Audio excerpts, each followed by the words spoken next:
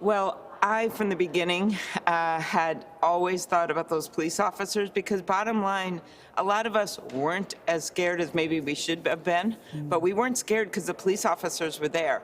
And that moment where the officer is shrieking in pain, Yes. literally putting his body and got wedged in a door between this angry mob and all of us to protect us, is what you don't forget. Or the African American officer, after being called the N-word 15 times, being impaled with poles, with the American flag, saying to his friend, "Is this America?"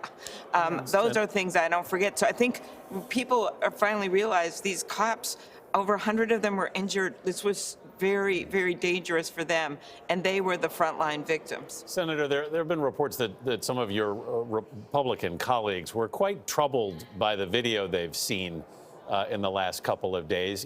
Do you get any sense that there is any movement on the Republican side in terms of this impeachment vote?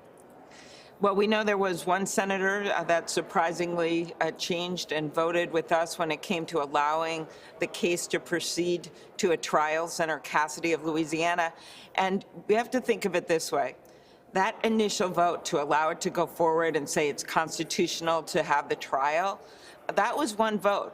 But after that, to me, there's a reset. You basically say, okay, this is the law. It gets to go forward. Now you got to make a decision on the facts. So you don't know where they are right now, if some of them will decide to vote to impeach the president. I don't know how you get away from the facts, not only what he did, but what he didn't do. When he didn't call in the National Guard and his vice president had to do it when his vice president was in peril, or he didn't very firmly tell his people to get out of the Capitol, to leave, to stop, with his family members telling him to do it, with Governor Christie telling him to do it. You just can't get away from those strong facts. Yeah, what he didn't say was just as important as what he didn't do was just as important as what people thought that he did do.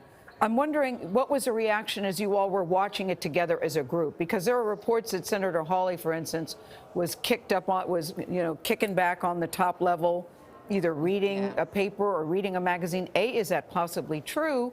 And Lindsey Graham tweets that the presentation was offensive and absurd. How do we get together when there seems to be so much, or maybe indifference as to what people saw yesterday? Well, First, let me is that say true about Senator Hawley? Is that true? I wouldn't have been able to see him because he'd be above me. No, the senators were allowed to go up there during the trial because of COVID to space out. Most people just stayed in their chairs, so I didn't see him do that. But I don't understand why anyone could say this was offensive. It was just the facts. Yeah, the facts are offensive. The facts are horrific. They're hard to watch, but it is what happened.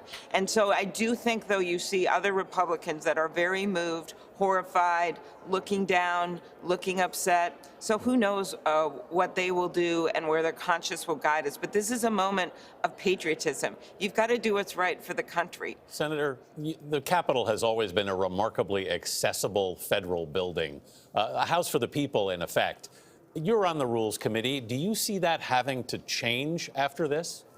You know, as a chair of the Rules Committee, we are going to have hearings in the next month on exactly that, what happened, what went wrong, what kind of intelligence did they have, and what happened with the perimeter. You heard many times the cries, they breached the line, we've lost the line, we've lost the line. That was one of the scariest things. So yes, I think that we'll have to look at where that perimeter is, what kind of presence of law enforcement and even potentially National Guard, not in the numbers we have now, which is needed because of the heightened risk, but what we do around the Capitol. And of course, that should be something. You just can't go back to things like they were. You can still have accessibility for the public. You can still have tours. Those things can happen.